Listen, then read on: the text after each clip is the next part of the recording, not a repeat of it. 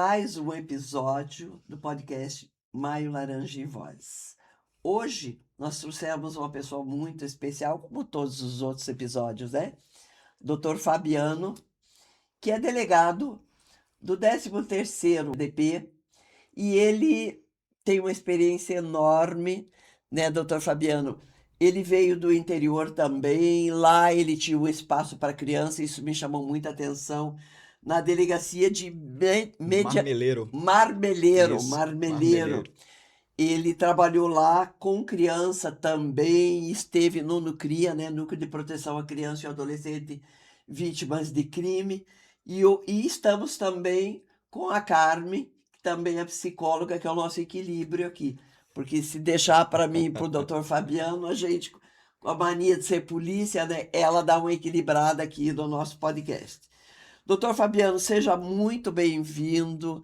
A gente gostaria de ouvir a sua experiência ao longo desses anos. Quantos anos de polícia? De polícia são 10 anos. 10 anos de polícia e serviço público são 20 anos de serviço público. 20 anos. 10 anos de serviço público e uma experiência muito boa. Eu conheço o doutor Fabiano, eu acho que é mais ou menos esse tempo, Isso, por mais ou aí. menos esse tempo, e a gente percebe a experiência que ele tem nesta área. Muitas vezes a gente pede ajuda para ele também, né? Porque nós somos um corpo só, enquanto polícia, uma ajuda a outra, uma depende da outra, a gente não caminha sozinho. Verdade. Então eu quero que você fale um pouco da experiência. Porque assim, doutor Fabiano, muita gente sabe que está ocorrendo um abuso, mas eles não sabem como denunciar. Outros têm medo. A gente se depara muito com isso, o medo da denúncia. Não, a pessoa vai saber que fui eu. E não, essa pessoa é valentão, vai querer se vingar de mim.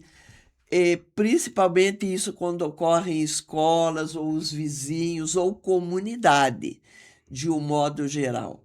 O senhor recebe muitas denúncias? Como é que funciona na sua delegacia? Então, a estrutura em Curitiba, por ser capital, ela é um pouco mais diversa no sentido das especializadas, né? Então, o tempo que eu estive no interior, a gente trabalha naquilo que a gente chama de clínica geral, né? Então, as delegacias do interior, elas têm essa postura de tratar todas as ocorrências, né? Independentemente de quais ocorrências sejam, principalmente em cidades menores.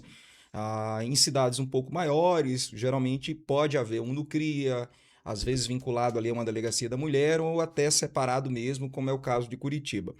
Então, nós podemos receber? Podemos. Recebemos? Recebemos. E geralmente essas ocorrências hoje aqui em Curitiba, elas são encaminhadas por nós, elas são triadas e encaminhadas para o NUCRIA, em razão de toda a estrutura de acolhimento, de todo o corpo de preparado ali de psicólogos, assistentes sociais que eles têm ali dentro da estrutura deles.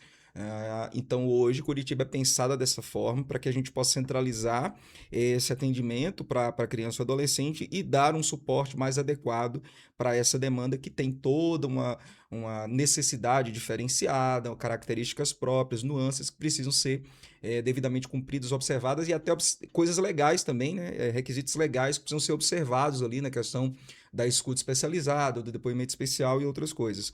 Então, em Curitiba, nós temos essa unidade especializada, mas toda e qualquer delegacia pode receber e acolher pessoas e registrar ocorrências que são relacionadas a crimes de qualquer natureza contra criança ou adolescente. Tá. Duas perguntas, doutor. Quais as cidades do Paraná que tem no CRIA? No CRIA é o Núcleo de Proteção à Criança e Adolescente Vítimas de Crime, é uma delegacia especializada, assim como o CICRID cuida de criança desaparecida, Desaparecida, isso. no CRIA de crimes contra crianças e adolescentes. No Brasil, quais os outros lugares que tem, se tem, e o NUCRIA?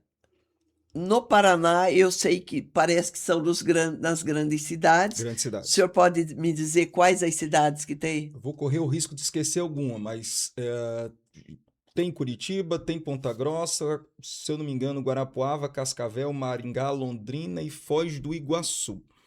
E são essas cidades que têm um NUCRIA separado. Outras cidades, se eu não me engano, Francisco Beltrão, Pato Branco, junto com a DM, eles fazem algum tipo de atendimento especial ali para criança e adolescente. Então, o Paraná, por incrível que possa parecer, é um dos estados que mais tem a estrutura de Nucria interiorizada. Eu estava conversando, inclusive, com o presidente da Child Fund Brasil, o Dr. Maurício Cunha, e, salvo me engano, ele me relatou que em Minas Gerais parece que só tem Nucria em Belo Horizonte. Só na E capital. só na capital. E para a gente ter uma ideia do tamanho que é o estado de Minas Gerais, gigantesco, um dos maiores estados em área territorial do Brasil, e só tem um. Né? Então o Paraná ele está assim nessa vanguarda. Claro que podemos melhorar e devemos, a médio e longo prazo, nos planejar para que essa rede seja um pouco mais ampliada, né? Levando em consideração até a distância geográfica mesmo que as pessoas teriam para acessar esses órgãos especializados, mas nós somos um dos estados que mais tem uma estrutura interiorizada aí para poder proteger a criança e o adolescente. E aonde não tem, fique claro que a criança e o adolescente não está desassistida, né? Ela pode procurar uma delegacia normal, uma delegacia comum. As delegacias, inclusive, têm ampliado bastante projetos, como projetos de sala lilás, de delegacia Oh, que amiga da bom. criança, para que possa acolher melhor mulheres vítimas de violência e também criança e adolescente. Então, existe lá em Marmeleiro, por exemplo, nós criamos o projeto, né, aquela da Delegacia Amiga da Criança, que criou toda essa estrutura de acolhimento, né, transformando a delegacia num ambiente muito mais acolhedor para esses públicos vulneráveis e fizemos fazendo com que as famílias se sentissem muito mais acolhidas para poder buscar o auxílio ali da Polícia Civil, da Polícia Judiciária. Então, tanto que esse prêmio que nós ganhamos, né, o prêmio Prioridade Absoluta do Conselho Nacional de Justiça, até então nenhum órgão de segurança pública tinha ganhado esse prêmio, foi o primeiro prêmio que qualquer força de segurança ganhou ali, recebeu do CNJ, foi o nosso, ali na segunda edição do prêmio Prioridade Absoluta, e com a maior nota dentre todos os projetos do Brasil que foram inscritos, né? E isso Parabéns. orgulhou bastante o estado do Paraná e a Polícia Civil, por ser não apenas a primeira polícia, a primeira força de segurança, mas a maior nota entre todos os projetos do Brasil, que nos levou também ao patamar ali de ser indicados para o prêmio Princesa Isabel e o prêmio Zilda Arnes, que todos na área de direitos humanos, onde esse projeto foi premiado com esses reconhecimentos. Mas a população saiba que onde não há NUCRIA, as delegacias têm as condições necessárias para receber essas pessoas, acolher essas pessoas e ouvir os relatos. As pessoas ficam com medo, mas quando você noticia, né, as pessoas falam muito, denúncia, denúncia, a pessoa ficou com medo, né? Mas você está noticiando um fato ou uma suspeita que pode ser verdade ou não. Então, isso é um alerta que eu já fiz a alguns professores em algumas palestras que eu ministrei para eles, né? Eles não estão acusando ninguém. O papel do professor não é acusar. O papel do professor é relatar algum comportamento diferenciado, algum comportamento que indique alguma alteração no comportamento da criança e do adolescente. Quem vai descobrir o que aconteceu ou não, não é o professor. Claro que se a criança procurar o professor, o pedagogo, o psicólogo da escola para se abrir, ele deve ser acolhido, deve ser recebido, deve ter esse espaço seguro de se expor à sua necessidade, o seu problema, mas os professores precisam ter essa orientação e essa segurança. Eles não têm essa responsabilidade de apurar o que está acontecendo. É a responsabilidade que eles têm, e têm por dever da lei, não é uma opção, é um dever, é comunicar, seja uma ata ali, numa reunião pedagógica, alguma coisa, olha, o comportamento do aluno tal está um pouco diferente, um pouco mais entristecido, alguma coisa aconteceu, seria interessante que ele pudesse ser encaminhado para uma avaliação psicológica, de repente ver se ele está precisando de alguma ajuda, e evidentemente, nesse primeiro momento, a própria escola, ali, a própria Secretaria de Educação vai dar o suporte necessário e caso se perceba que a coisa tem alguma relação com o cometimento de um crime, eles mesmos fazem os encaminhamentos. Então, não é o professor que diretamente vai encaminhar. Até mesmo se o aluno relatar para o professor, às vezes ele tem uma confiança, ele tem uma identidade, se identifica mais, tem um vínculo ali de confiança, ele pode ser que ele relate para um professor. O que esse professor deve fazer? ele não vai tomar aquilo como verdade, ele não vai se tornar necessariamente o defensor, o papel dele não é esse, mas obviamente como integrante da rede de proteção ele tem que tomar alguma providência. Então ele vai levar isso ao conhecimento da direção, ao conhecimento da coordenação, da pedagogia, para que essas oficiem aos órgãos da rede de proteção. Falou uma coisa muito Para que esses órgãos aí assumam o protagonismo da proteção exata. da criança. Eu falava isso em uma palestra que eu acabei de fazer, vindo de lá agora, e tinha alguns professores, eu falava sobre isso. A última pessoa que tem que saber que essa criança está apresentando um comportamento que chamou a atenção dos professores e que pode estar sofrendo abuso, a última pessoa que tem que tomar conhecimento, doutora, é os pais. Por que que eu digo isso, doutor?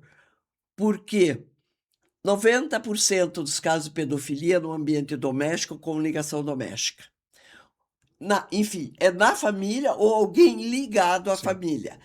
Quando a criança se comporta de forma que ela dá a entender, porque muda o comportamento dela, o corpo fala, as atitudes falam por ela vai dar a entender, e o professor estando preparado, isso é muito importante Sim, a gente preparo. falar, o professor estando preparado para reconhecer.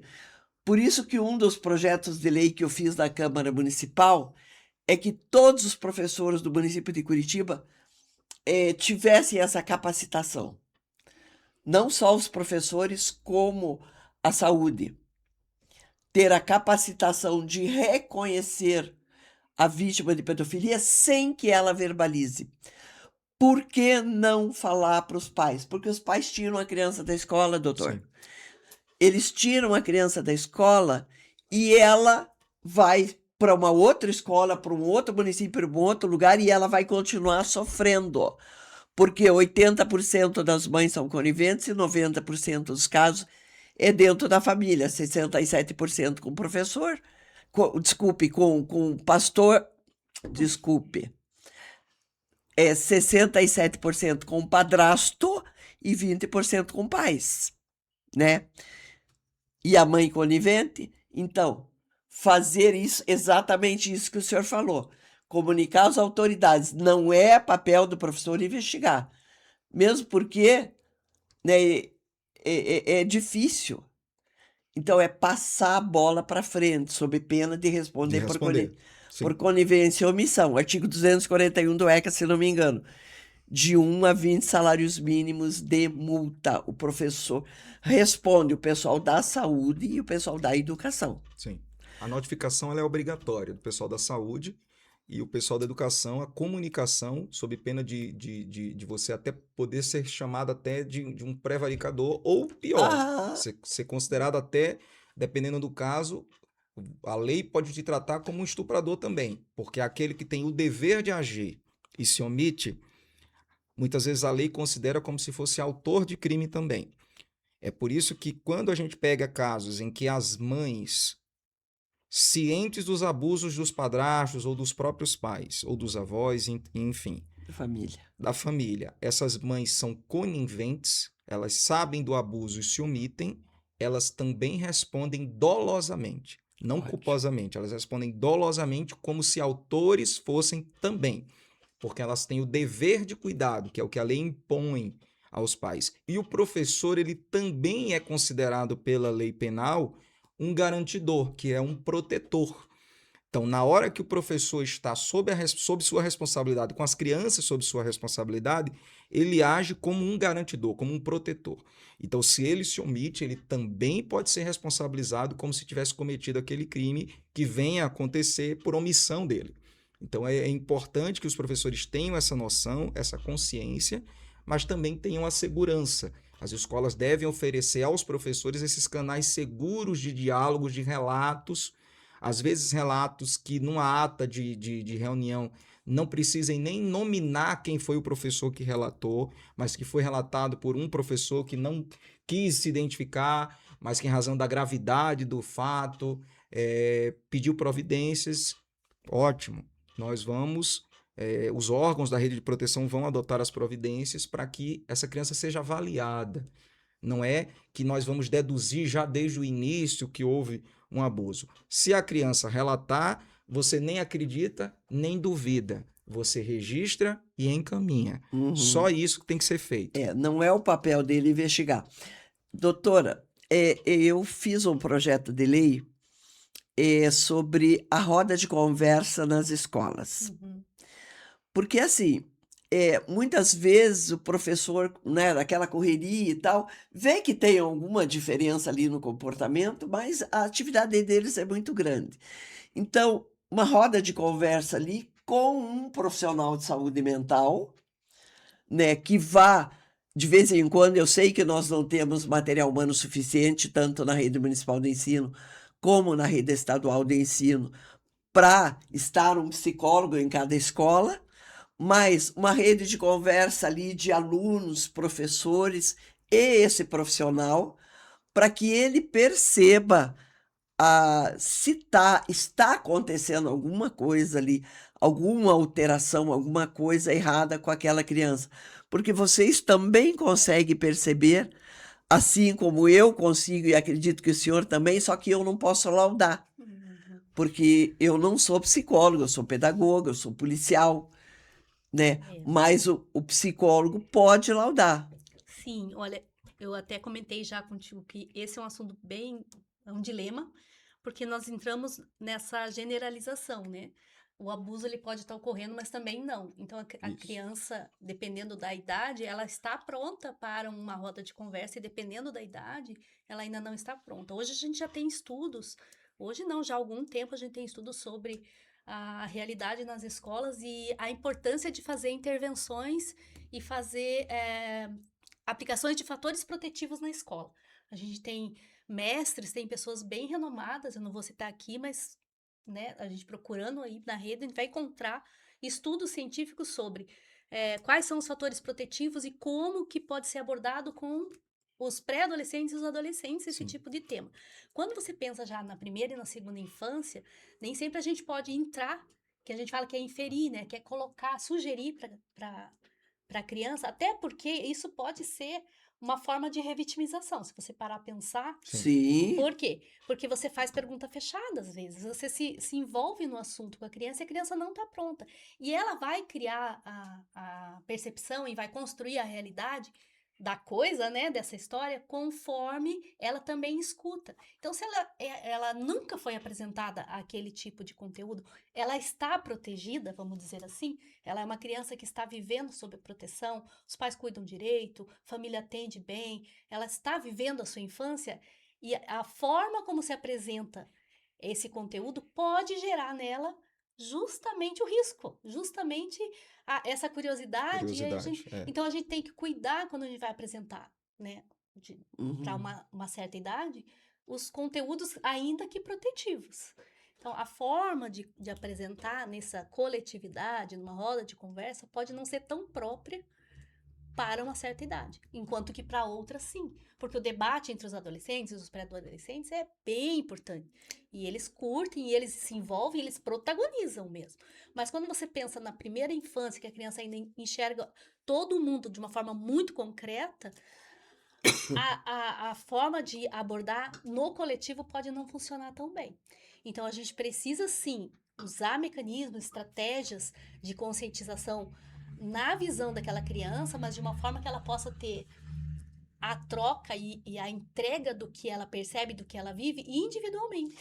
Não, mas esse projeto de lei que não passou ainda ali para votação, é uma roda de conversa entre alunos e professores para que e o psicólogo, para que ele observe e, se observar,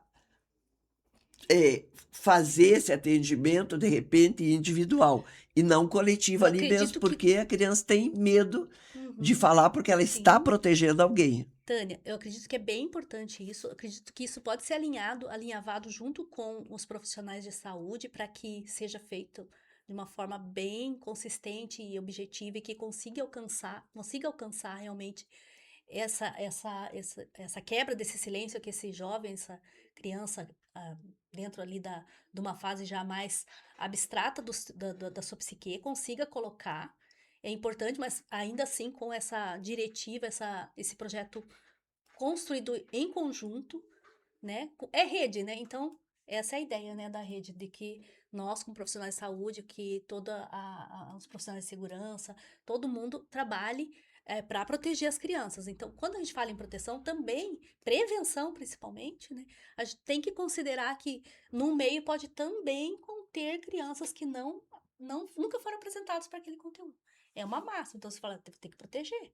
Proteger também é prevenir, considerar a criança em todos os seus fatores, né, em todas as suas dimensões.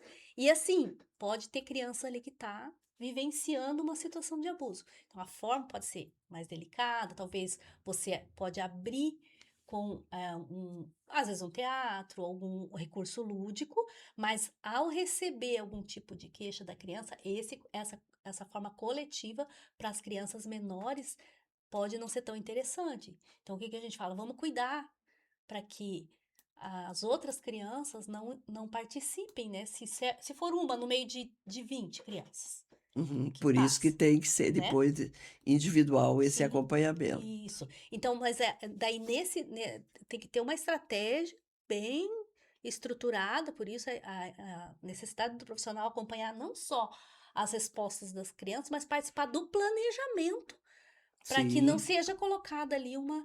E isso também é o que está nos estudos que a gente tem construído já na psicologia, para que haja uma intervenção no ambiente escolar, na educação e até em outros ambientes, de forma a trazer fatores protetivos para as crianças e para os adolescentes. Então, já é uma ideia que está sendo construída cientificamente. Aí sim, é super válido. Então, eu acredito que, uma vez aprovado, precisa ser estruturado de forma sim. concisa nesse Não, sentido. lógico, a gente tem que ver como é que funciona, conversar nas escolas, né? Qual é a faixa etária que vai É, abranger a conversa? o tipo de tem que preparar tudo Sim, antes. sim, A sim, gente sim. toma muito cuidado. Doutor, na sua delegacia, o senhor atendeu casos de denúncias falsas com relação à Já, pedofilia? já. Infelizmente, às vezes, isso é uma problemática social, sociológica mesmo, até antropológica, bem complicada, que é o sentimento de vingança que às vezes o ser humano carrega. Então, não é raro que pais, ali no momento de crise, no momento do divórcio, né, Exatamente. acabem acusando falsamente um ao outro por Vingança. vingança ou no intuito na intenção de obter alguma vantagem financeira, numa eventual separação de bens, alguma coisa assim. Então, infelizmente, disputa de guarda de criança acontece bastante dos pais tentarem usar, alguns pais, né, claro, tentarem usar a rede de proteção De várias de formas. várias formas possíveis e a polícia então nem se fala para tentar prejudicar o outro. Então aí com falsas narrativas, com falsas, induzindo até mesmo na memória da criança, tentando induzir memórias que não existem, que de fatos que não existem, Uma é, promessa de promessas. algum brinquedo, de algum. Isso. Então, induzindo a criança, enquanto está gravando, né, a falar alguma coisa, são comportamentos que a gente, de vez em quando, a gente se depara e a gente sente porque eu costumo dizer que às vezes, quando há um conflito familiar, os mais maduros são as crianças. Por incrível que pareça, às vezes no conflito familiar, os mais maduros não são aqueles que deveriam ser os pais. Os mais maduros são os adolescentes, são as crianças que acabam assumindo esse papel porque os pais estão agindo de uma forma tão infantil, tão pueril, tão irresponsável, que está ferindo essas crianças e adolescentes e eles acabam assumindo esse papel de tentar apaziguar as coisas e se sentem culpados. e são muitas vezes usados como forma de alienação parental também, enfim, das mais diversas maneiras. Então, infelizmente, isso é péssimo. Isso acontece também na violência doméstica contra a mulher, porque aí tem falsas acusações que acabam enfraquecendo os verdadeiros casos, que aí É. a sociedade às vezes, estão exagerando. Na verdade, o comportamento inadequado ou falso de algumas pessoas prejudica aqueles que realmente são vítimas de violência. Eu atendi alguns casos assim, e daí, doutora Carmen, o que que a gente percebe? Quando há um interesse, é exatamente isso que você falou. Porque a partir do momento que você diz para alguém ou acusa alguém de ser pedófilo, embora seja provado depois, mas a imagem da pessoa, doutor Fabiano, fica respingada. Aquele ponto de interrogação, será que é E verdade? ainda mais no mundo digital de hoje.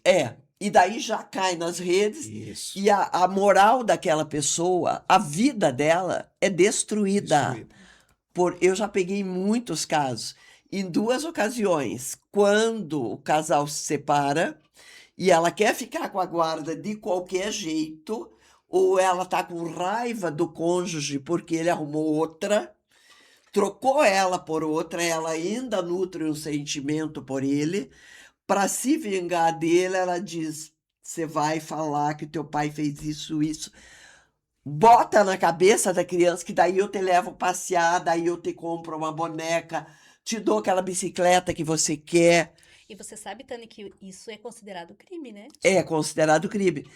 Esse- Mas aí aonde é nessa ocasião e quando é adolescente, ou adolescente traz, eu já atendi vários casos assim, a adolescente ou adolescente traz o fato para gente, porque ele tem interesse em não ficar ali, porque ele quer mais liberdade, Isso. porque ele quer tal coisa e aquela pessoa não quer dar, o outro talvez seja melhor, ele consiga dominar, ou então vai morar com a avó, porque daí a avó dá liberdade.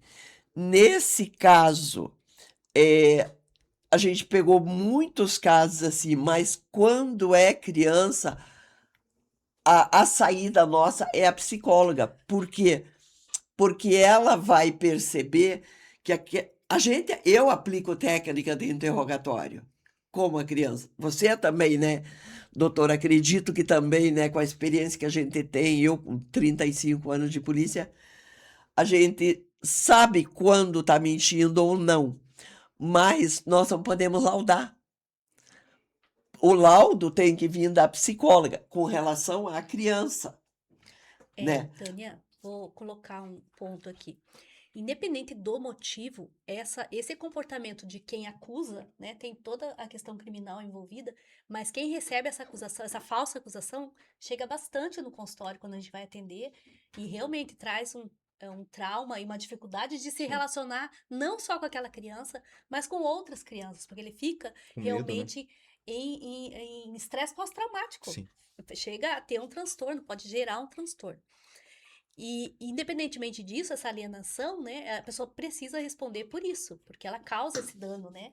Mas a principal prejudicada é a criança na Claro que relação, né? é. Sim. Porque ela é o instrumento, ela é uma ferramenta de manipulação entre esse casal, né? Entre os pais. E por isso que ela acaba vendo que ela precisa buscar ajuda, ela inconscientemente ela acaba trazendo, e você percebeu, né, delegado, como a criança acaba sendo mais madura ali. Mas essa maturidade da criança chega lá na frente, na idade adulta, ela não processou, ela vai ter que lidar com isso, ela se sente culpada, ela se sente sobrecarregada. Ela deixou aquela criança lá atrás e ela cresceu, Verdade. desenvolveu e depois ela tem que ir lá resgatar essa E criança. eu acredito que pra ela trazer. traga a culpa depois, a hora que ela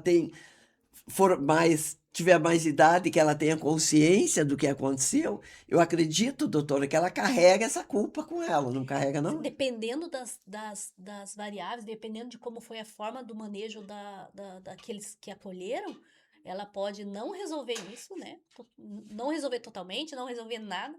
Mesmo resolvendo, ela pode depois, mais tarde, precisar revisitar.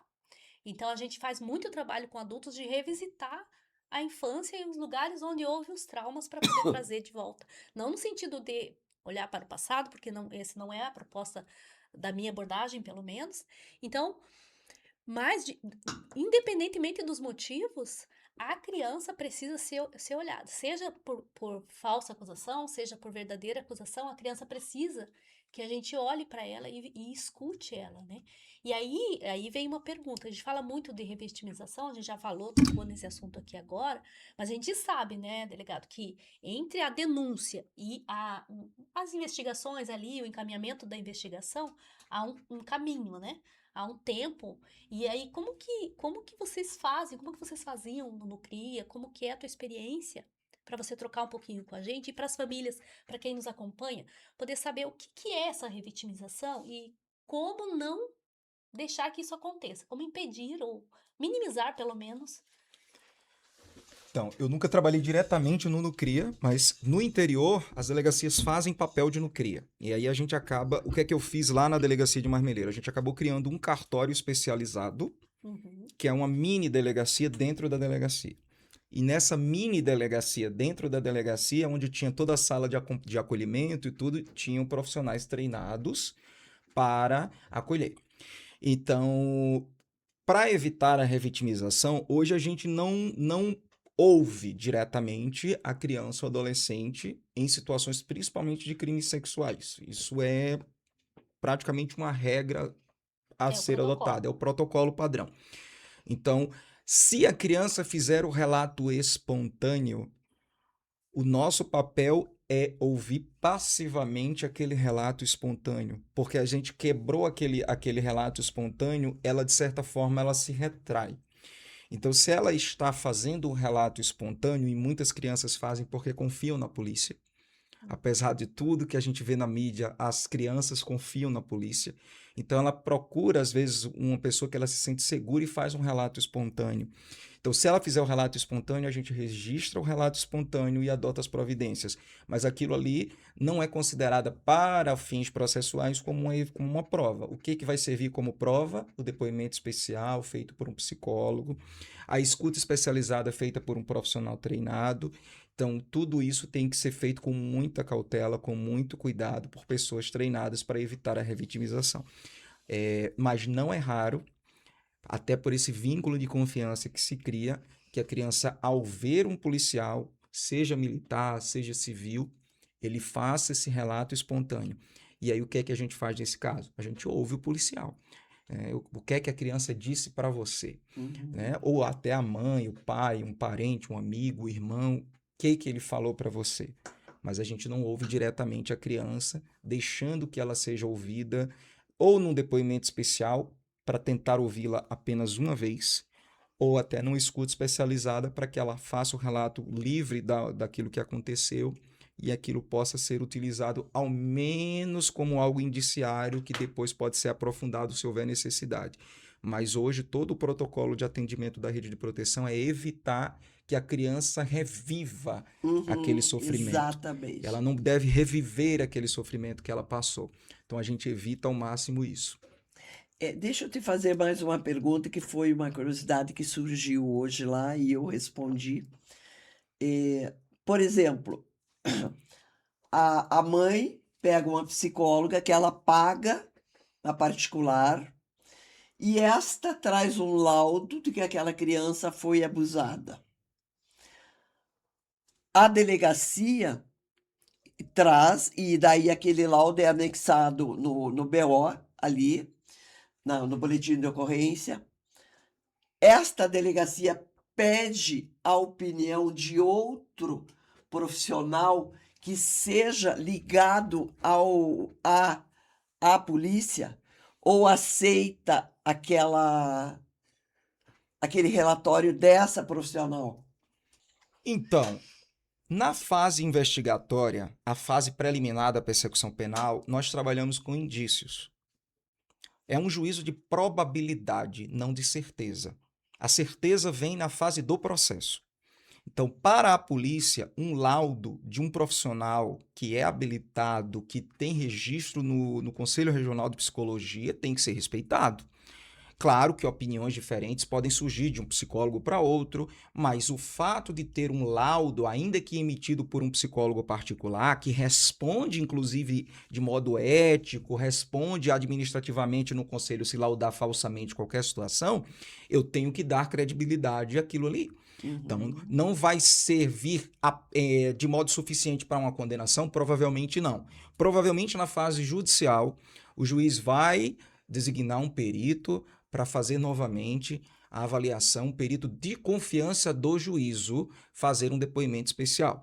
Mas, para fins de investigação, até para evitar que essa criança seja toda hora exposta a essas situações, novamente, revisite essas cenas, na investigação, o laudo vai sim ser aceito, vai sim ser analisado e considerado, porque são indícios que nós precisamos de materialidade, que significa a ocorrência do crime, e de autoria, que significa quem seria a pessoa responsável pelo crime.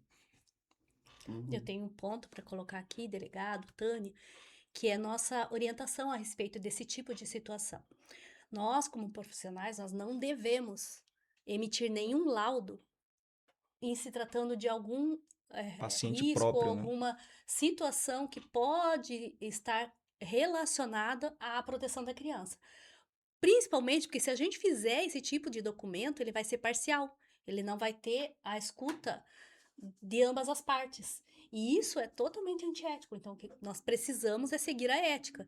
E na ética, a gente precisa não laudar. Pelo contrário, encaminhar. Aí, o encaminhamento, se você é um profissional particular que está atendendo aquela mãe ou aquele pai, uma das partes, é orientá-la de que aquilo não pode ser produzido, aquele documento não pode ser produzido, que quem solicita aquele documento é o juiz, Sim. é na fase do processo e não na fase da investigação, ou mesmo da acusação, né, que ainda nem, que é a questão de junta de provas de uma das partes. Esse laudo não pode servir como prova.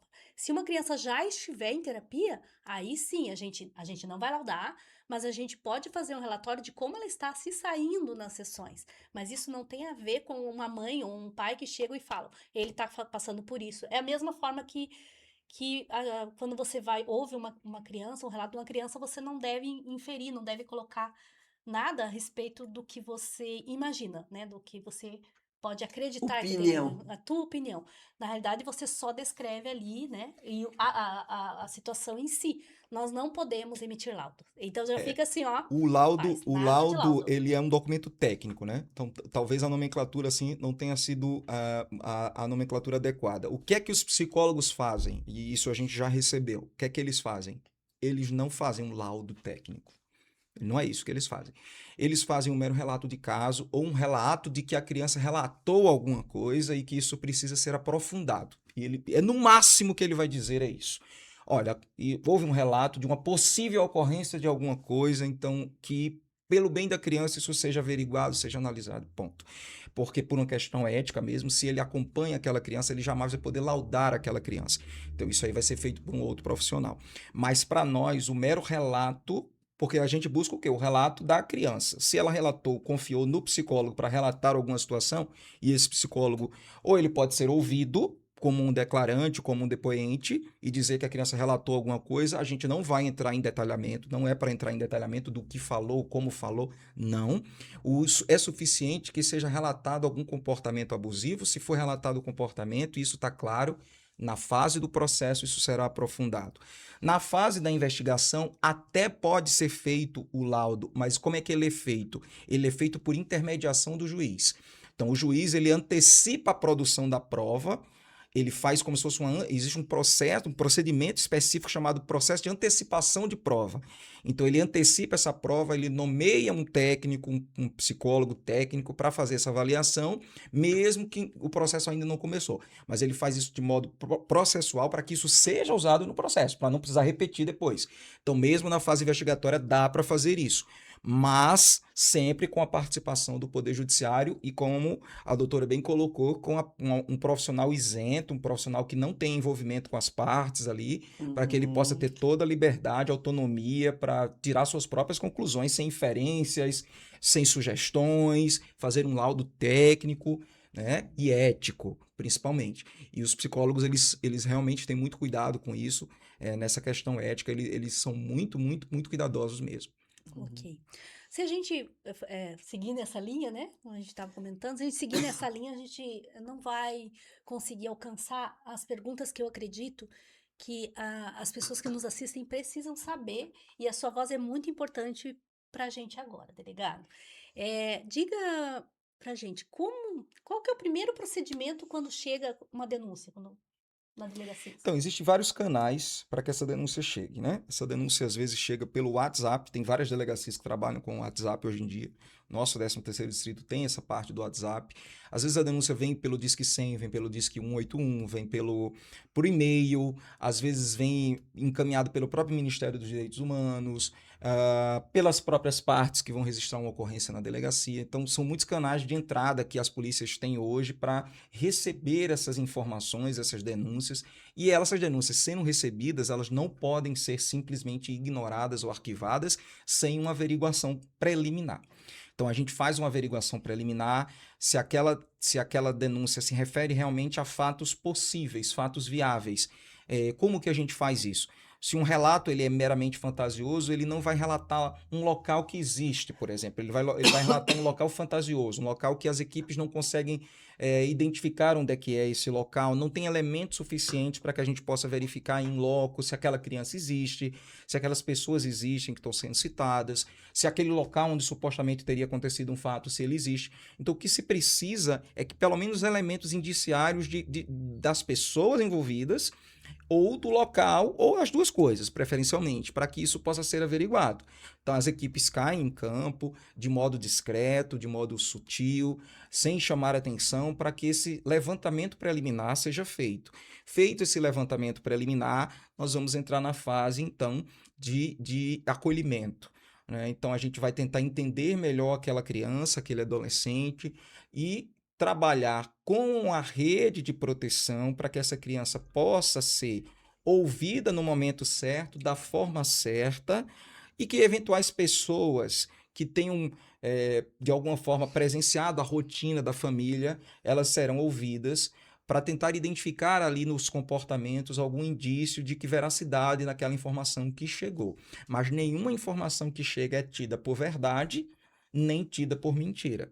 Claro que tem denúncias, né? Isso, infelizmente, quem trabalha com essa área recebe, que são denúncias aí muito mais robustas, né? Que vem com fotografias, com vídeos, com outras coisas, e aí, infelizmente, ali o fato já está constatado, o que nos resta é identificar as pessoas, infelizmente são coisas graves quando vem assim com fotos e vídeos, mas o cuidado, digamos assim, é o mesmo. Identificado isso, feita essa oitiva, a gente então vai interrogar o autor, vai buscar a vida pregressa dele, vai tentar identificar outras pessoas do entorno também que possam ter sido vítimas também eventuais da pessoa, porque Esta é a prova fundamental, né? O pedófilo ele não fica só numa vítima. Nunca tem uma Ele vítima precisa ser, o que eu costumo falar para algumas pessoas assim, até que tem resistência a denunciar ou a gente para ele, ou ele vai destruir a vida de várias pessoas. Quantas ele puder. Ele não vai se limitar a uma só. Quem faz esse tipo de comportamento tem um comportamento compulsivo de repetição.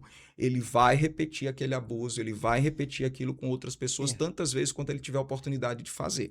Então, a gente precisa interromper esse comportamento antes que mais e mais pessoas surjam como vítimas. Isso na fase da investigação. Na fase da investigação é possível, sim. Nem que seja por um desmembramento. A gente concentra a investigação num caso específico, finaliza essa investigação. Se houver indícios de que outras pessoas possam ter sido vítimas, isso desmembra numa outra investigação para ver se aquele fato aconteceu com outra criança, adolescente, e assim sucessivamente, tantas vezes quantas forem necessárias. Já é possível fazer um procedimento no qual há a interrupção da ação desse indivíduo. Sim, a chegada da força estatal, digamos assim, principalmente da força policial, ela já tem um fator ali de freio nos impulsos, de receio de responsabilização, e a pessoa já diminui o seu ímpeto.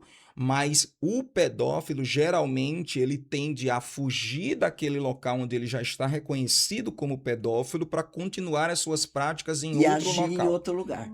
Nunca o pedófilo tem, bem o que o senhor disse é perfeito, nunca ele tem uma vítima só. E outra, não importa o quanto ele ame, se é filha dele, se é neto, se é neta, não é só menina ele sendo o abusador, é menino e menina. Não é que só homem seja abusador, nós temos casos de mulheres Sim. que abusam tanto de menina quanto de menino. O importante para o pedófilo é ser criança, né? E quais são os canais de. E qual a importância desses canais de denúncia? Então, os canais, eles são esses meios de seguros, digamos assim, que as pessoas têm para levar ao conhecimento, que inclusive podem ser anônimos, né? A pessoa não se sente segura, às vezes, de colocar um nome. Claro que, se a denúncia puder ser uma denúncia identificada, ela ganha mais credibilidade. Porque a pessoa está se expondo de certa forma. Eu estou colocando meu nome. E isso é importante para a polícia porque, por vezes, nós precisamos de mais detalhes do entorno, de quem são as pessoas, da localidade onde isso aconteceu. E sem o contato dessa pessoa, a gente tem essa dificuldade de conseguir verificar, fazer essa verificação preliminar. Então é importante que as pessoas saibam que é melhor que elas se identifiquem, mesmo que elas peçam um sigilo sobre essa identificação. Mas a denúncia também pode ser feita de forma anônima, seja pelo Disque 100, pelo Disque 181, pelo Disque Denúncia, que inclusive tem o site também que pode ser usado para fazer essas denúncias, que é do Ministério dos Direitos Humanos. Tem o próprio site da polícia, das polícias, tem também canais em que a pessoa pode fazer online essa denúncia. As delegacias têm os seus e-mails e os seus telefones colocados na internet. Então, o próprio Nucria tem e-mail, tem o telefone colocado na internet. Os distritos têm os seus telefones e e-mails colocados na internet para que as pessoas possam ter toda a segurança necessária para fazer essas informações, prestar essas informações, essas denúncias para as forças policiais. E isso é tratado com prioridade. A prioridade absoluta prevista na Constituição Federal, ela é levada muito a sério pelas polícias, tanto Polícia Civil, Polícia Militar. Todas as forças policiais do Paraná levam muito a sério essa questão da criança e adolescente. Os policiais não medem esforços, viram a madrugada se for necessário, envolver criança e adolescente. Nós, policiais de todas as fardas, nós nos desdobramos e nos unimos, como a Tânia deixou muito bem claro, sem vaidade, sem nada disso. As forças se unem em prol de responsabilizar, de interromper aquele ciclo de violência e responsabilizar o agressor e proteger essa criança. Eu tenho uma dúvida. É, considerando que existem esses meios de comunicação para a denúncia, hoje nós vivemos um tempo onde a rede, os sinais digitais estão aí, né? E o risco deve aumentar consideravelmente, né? Em função da exploração sexual, infantil, de adolescentes, né? E muitos pais acabam questionando como é a denúncia para esse tipo de crime, esse cybercrime que chama, né? O cybercrime ele não é impossível de ser investigado, embora ele seja um pouco mais complexo. Mas hoje, a Polícia do Paraná, por exemplo, tem o apoio do NuCiber, que é o Núcleo de Crimes Cibernéticos, em que é uma delegacia que presta suporte técnico para todas as delegacias do Paraná e que podem ser acionados para que nós possamos, através deles, ter o suporte técnico, o apoio técnico para que a gente consiga chegar e responsabilizar o ofensor. Não importa em que lugar ele esteja do Brasil e até pelos acordos, as convenções, os tratados internacionais em qualquer lugar do mundo, porque a cooperação internacional, quando se trata de criança e adolescente, ela é muito forte. Ela é muito forte. Os países se unem mesmo para combater esse tipo de situação, de abuso, de pedofilia, de algum tipo até mesmo de tráfico de crianças. Então, isso são coisas que os países levam muito a sério e eles colaboram e colaboram rapidamente quando tem essas questões. Então, os pais podem documentar isso. É importante não excluir essas mensagens. É importante não excluir essas mensagens. Também não fique ali se passando pela criança, pelo adolescente, trocando mensagem. Não faça isso, não é seguro. Não faça isso. Simplesmente leve aquele aparelho celular, aquele computador até uma delegacia. Os policiais vão fazer a extração daquela informação digital ali de modo seguro e de modo válido, para que ela sirva como prova depois, porque senão não adianta. Então a gente precisa que eles levem isso para a delegacia e as delegacias vão adotar as providências necessárias para colher aquela prova digital de forma que ela possa ser usada no processo. E que a gente consiga pegar ali o que a gente chama de metadados, que são aqueles dados que não aparecem, por exemplo, numa foto, não aparecem diretamente no vídeo, mas que estão ali e podem ajudar na identificação do responsável. Então, não apague, deixe que a gente, depois que a gente fizer a extração, a gente apaga, e não tenha medo, mas esteja sempre atento. A gente orienta os pais a que eles vigiem os celulares do seu filho, certo? Não importa se é criança ou adolescente, tem que ter regrinha, tem que ter o que pode, tem que ter o que não pode, regras claras. Celular de criança e adolescente não é para ter, o pai tem que saber a senha, a mãe tem que saber a senha. Eu, por mim, nem dava. E dependendo da idade é melhor nem dar mesmo. Tem que ter acesso. Plataformas como Discord, Telegram, WhatsApp, Instagram são plataformas que são necessárias ter muito cuidado com o que se vê, com quem se conversa, porque eles têm essa facilidade, às vezes, de conversar com pessoas. Ah, meu amigo da onde? Não, amigo do jogo, como é que jogo? Como é o nome? Eles são muito ingênuos, eles acham que aquela pessoa é realmente quem ela diz que é, que tem a idade que ela diz que tem, não é meu amigo porque me escuta, é meu amigo porque me apoia. Então elas têm ainda essa ingenuidade de acreditar que as pessoas nas redes sociais estão falando a verdade. Então pai e mãe sempre têm que estar olhando ali quais são as conversas do WhatsApp. Adolescente e criança não tem que ter aquela função de apagar automaticamente as mensagens ativadas no WhatsApp, porque senão depois os pais não conseguem fiscalizar. Aquilo ali não pode estar habilitado. Tem que ter regra. Quer ter o celular, né? Eu costumo até citar a sabedoria do tio Ben do Homem-Aranha ali. Grandes poderes, grandes responsabilidades. Pois bem, o celular é uma grande responsabilidade, adolescente. Se você não quer ser tratado como criança, quer ter um celular, você tem o dever de prestar contas para o papai e para a mamãe, senão não tem celular, não tem essa conversa. Me diga uma coisa, doutor. Por exemplo, lá no interior do estado, Sapopema, Açaí, São Jerônimo da Serra, Figueira, Ibaiti, Telêmaco Borba, os lugares que não tem no ciber, o cybercrime. Qualquer denúncia que vá lá com relação às redes sociais ou celular, vem direto para essa central, o delegado de lá manda para cá ou não? Não. E depende muito do caso concreto. Tem situações que, mesmo sendo feitas pelas redes sociais ou pela internet em geral, ou até pela Deep Web, enfim, por vários caminhos, por si só não significa que seja um crime digital complexo de ser investigado. Então, varia muito.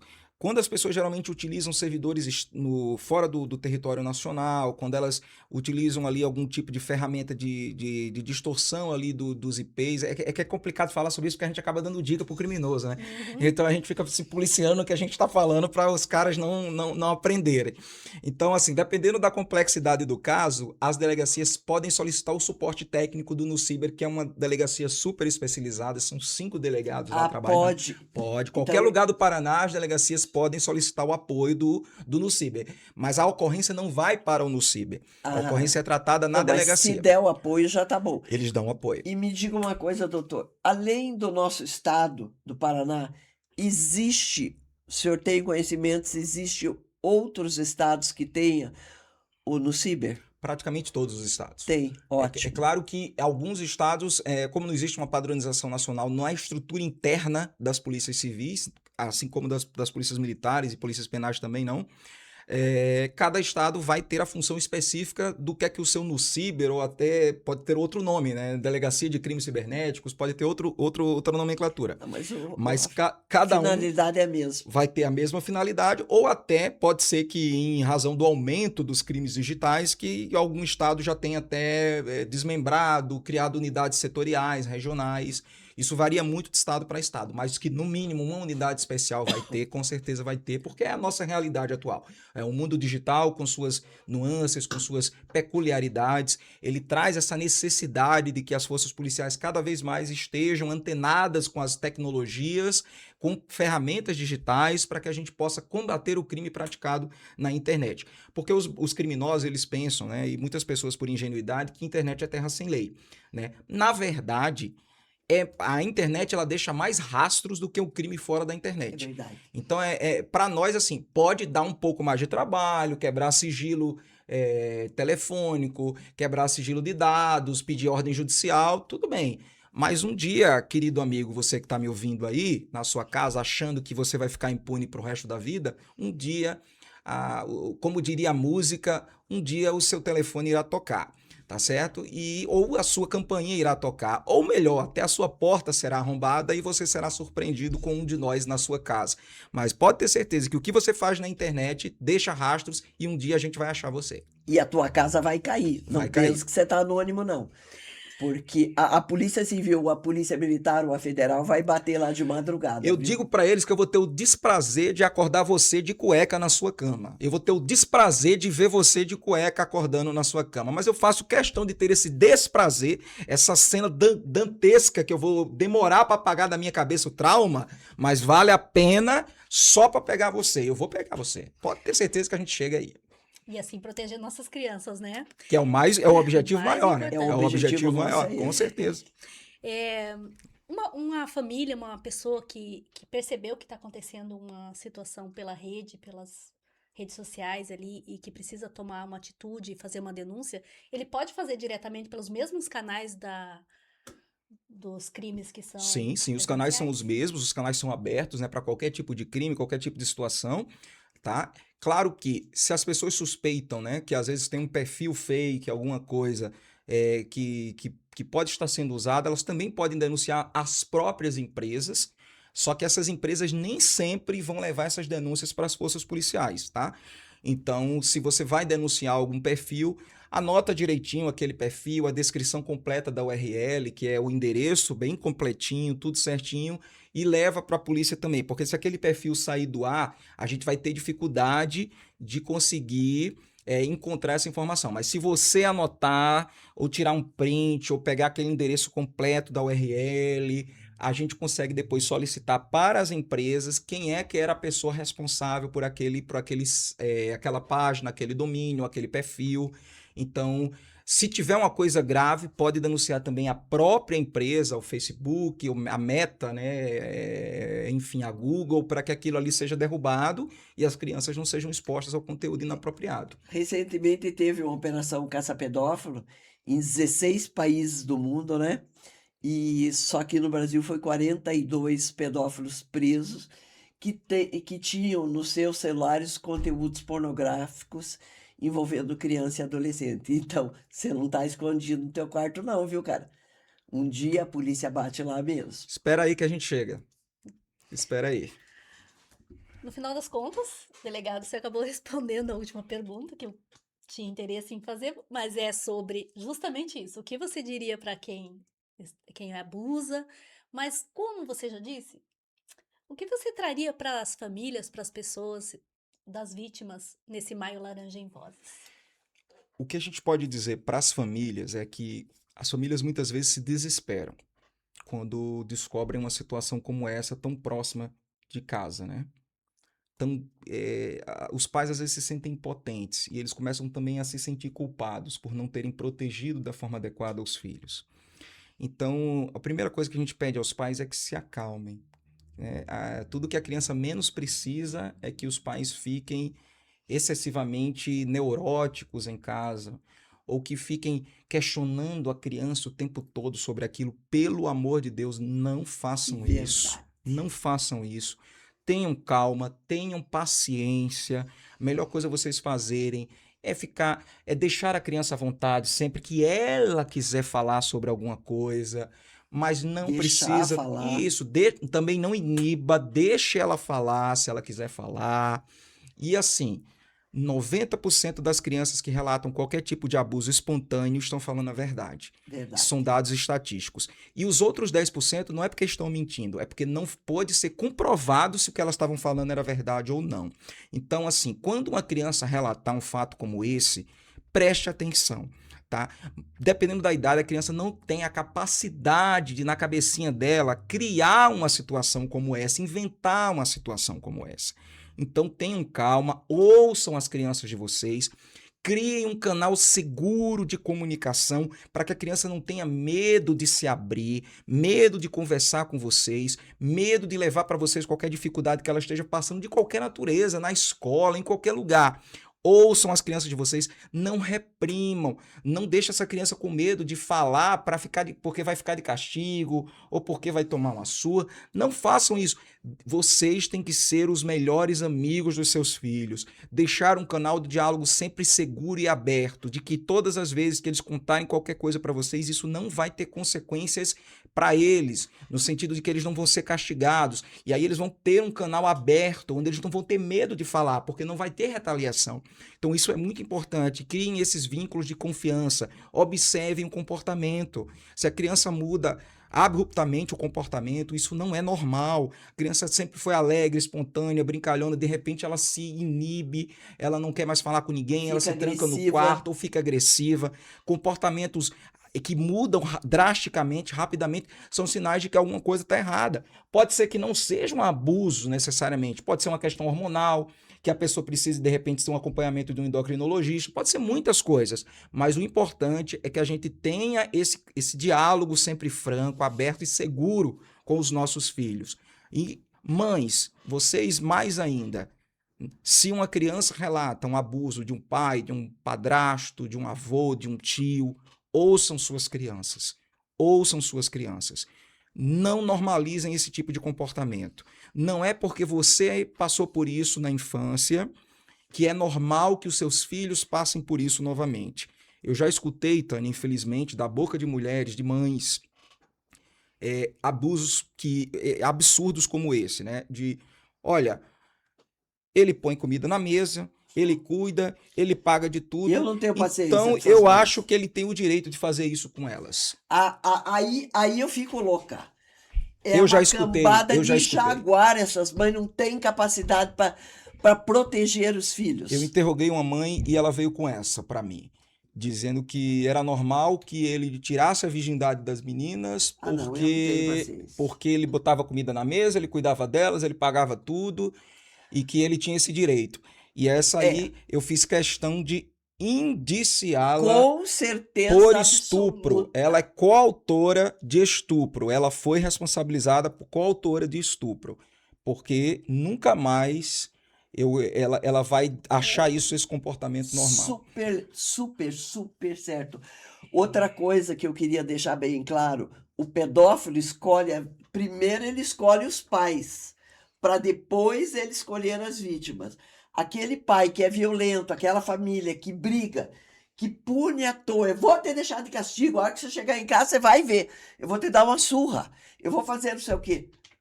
Aquela criança com certeza vai ser vítima dele, porque daí ele vai abusar e vai dizer, se você contar você vai apanhar. Aquele pai que tá no celular, a criança tá derrubando tudo, e ele tá no celular conversando com os amigos, dando atenção lá fora e não cuidando do bem maior ali, aquela criança pode ser uma vítima. Por quê? Porque ele não está preocupado com ela. Agora, aquele pai que tá tudo bem, filho? Como é que foi teu dia hoje? Você tá legal? Senta aqui, vamos conversar. Sentar à mesa sempre para uma refeição. Estar sempre dando atenção. Esta criança, o pedófilo dispensa. Porque o pai está atento, a mãe está atenta, isso. A família está cuidando. Ela está segura. As crianças que são mais reprimidas são as crianças mais vulneráveis. Porque elas já são acostumadas a esconder seus sentimentos, seus pensamentos, suas opiniões.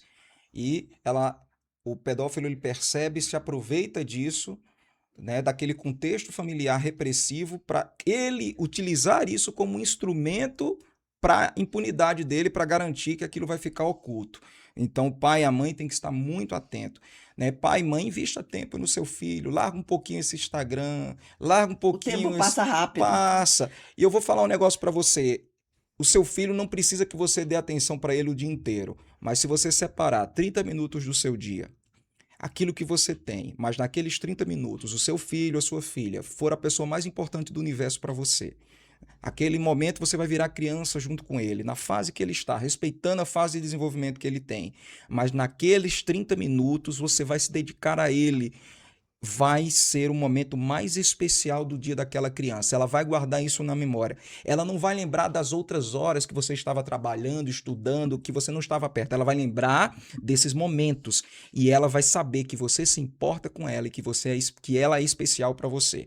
Então, pai, mãe, não é muito. A gente às vezes se engana achando que é a quantidade que faz diferença. Não é a quantidade, é a qualidade do tempo que faz diferença. Mas não fique com o celular na mão fazendo de conta que está brincando, fazendo de conta que está assistindo alguma coisa com ele, que está jogando alguma coisa com ele. A criança é muito perceptiva. Ela vai perceber que a sua atenção não está exclusiva para ela e que ela não é importante para você.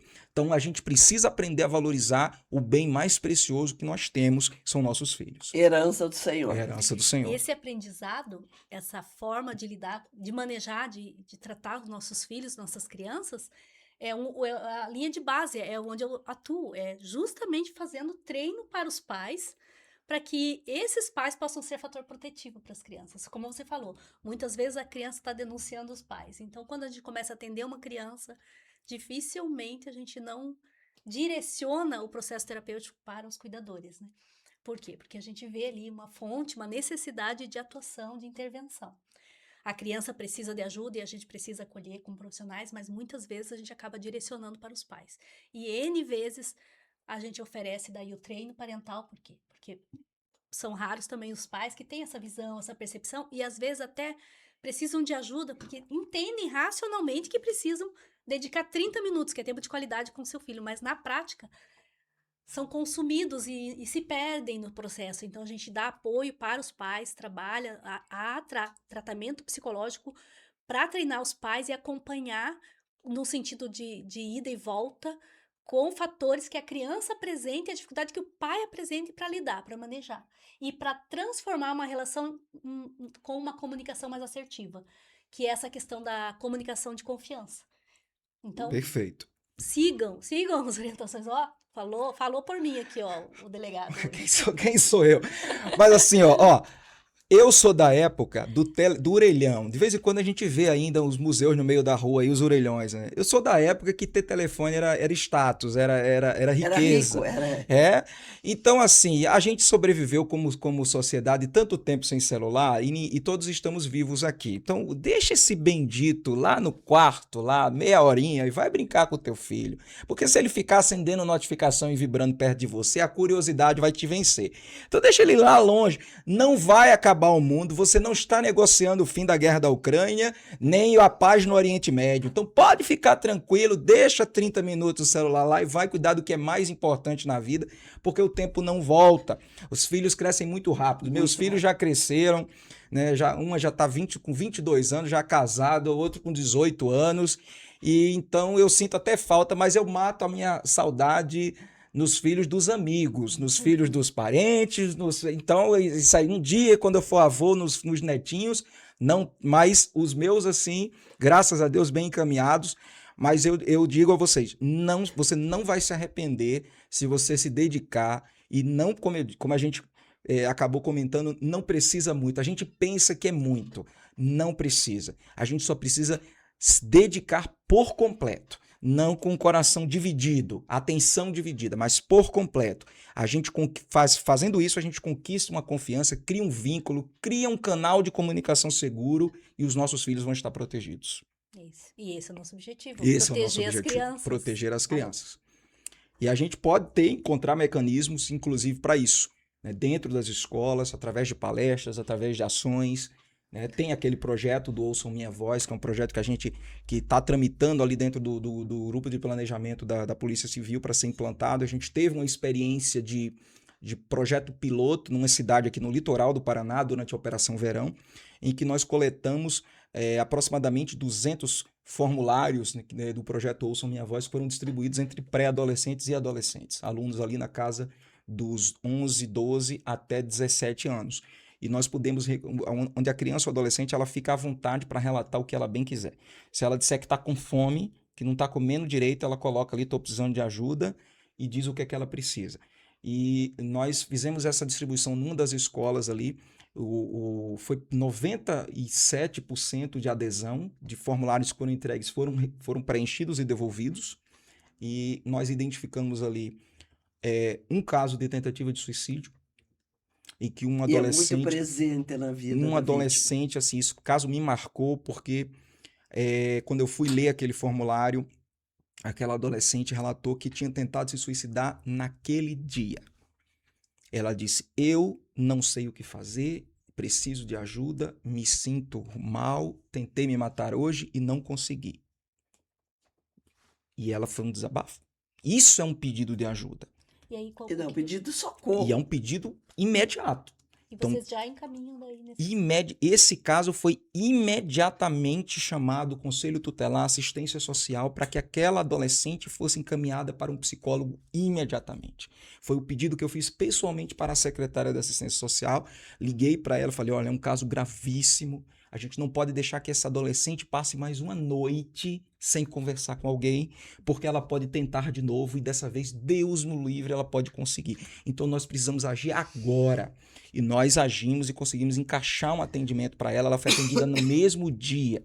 E tivemos 5 relatos de abuso sexual, 2 ou 3 de abuso físico extremo, crianças que estavam sendo espancadas ali com pedaços de pau, fio.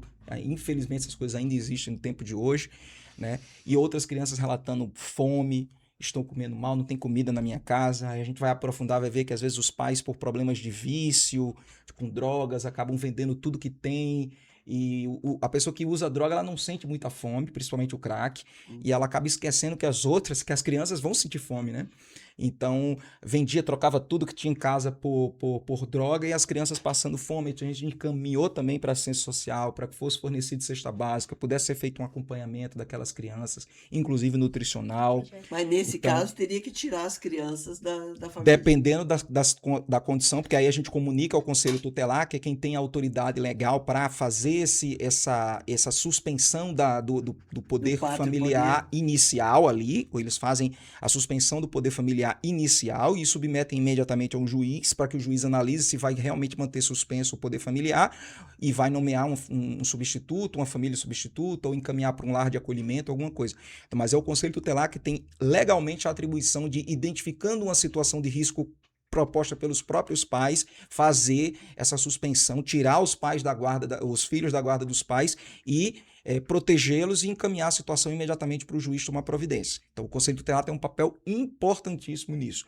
Então, a gente lá atuou em parceria com toda a rede de proteção, assistência social, Conselho Tutelar, a saúde, todos juntos, a educação, todo mundo trabalhando junto para que a gente pudesse dar uma resposta, né? A gente fez esse projeto de modo piloto no litoral, né? E hoje esse projeto está tramitando dentro da Polícia Civil como um projeto a ser replicado em outras escolas. Brasil escolas. inteiro. É um projeto assim, porque é um canal seguro, onde a gente distribui os formulários e as pessoas preenchem da forma como elas quiserem. Como eu disse, às vezes eu preciso de um caderno, preciso de um lápis, né? Preciso de eu tô com fome, meus pais estão brigando demais, o ônibus da escola tá muito sujo. A gente recebe de tudo, né? Você viu, né? Como é protetivo quando a criança tem essa liberdade e essa individualidade. É disso que a gente tava falando, né? Exatamente. Que é Mas quando tem disponibilidade, né? Por isso a né? importância No desses caso, a projetos. Polícia Civil, o órgão público, se disponibilizando, eis-me aqui. Então Tô a gente, pronto pra Sim, ajudar. sempre. a gente leva uma estrutura, a gente leva os nossos veículos especiais, né, para eles tirarem foto, aí eles ficam Eles empolgados, amam, né? Aí levam uma viatura Camaro, um BMW e tal. Eu vou sortear aqui as pessoas que preencherem o formulário, eu vou sortear 5 aqui para tirar foto dentro do carro segurando o volante. Aí eles são animadíssimos com isso.